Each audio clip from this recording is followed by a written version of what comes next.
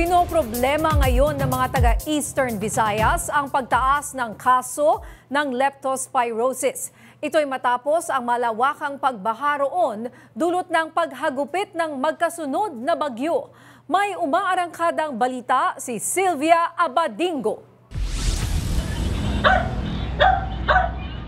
Matapos ang sunod-sunod na mga bagyo at pagbaha, mas tumaas pa ang bilang ng mga nagkakaroon ng leptospirosis sa Eastern Visayas. Sa datos ng DOH Eastern Visayas Center for Health and Development, simula January hanggang October 18, 2025, umabot na sa 143 ang naitalang kaso.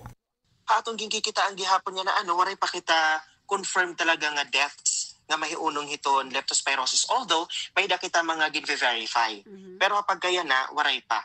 Batid ng ahensya na hindi maiiwasan ang paglusong sa tubig baha, lalo pat karamihan ngayon ay mayroon pang kabahayan na lubog sa tubig baha. Dahil rito, sinisigurado ng DOH na mayroon silang sapat na gamot laban sa leptospirosis o post-exposure prophylaxis sa lahat ng Rural Health Center na libreng makukuha ng bawat individual. Kaugnay nito, hinihikayat ng DOH ang publiko para iwas peligro ay mas mainam na magpakonsulta kung mayroon ng sintomas kagaya ng lagnat, pananakit ng kalamnan, pangingisay, pananakit ng ulo at katawan, pagtatae, pamamantal, paninilaw ng balat at pamumula ng mata. Kung babaliwalain ang mga sintomas na ito, maaari itong makapinsala sa bato, utak at atay kapag hindi maagapan. Samantala, nilinaw ng DOH na hindi lang sa ihi ng daga nakukontamina ang tubig baha o ang mga halaman na madaling kapitan ng tubig dahil pwede ring magdala ng sakit na leptospirosis ang iba pang hayop gaya ng baka, aso at baboy kung na-infect ito ng bakterya ng leptospira.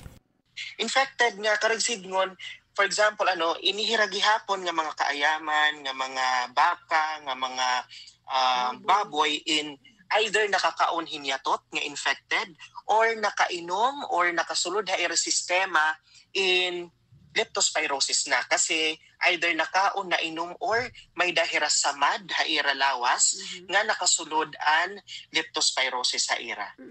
Mula dito sa Tacloban City, Sylvia Abadingo para sa PRTV News, nagsiserbisyo para sa Pilipino.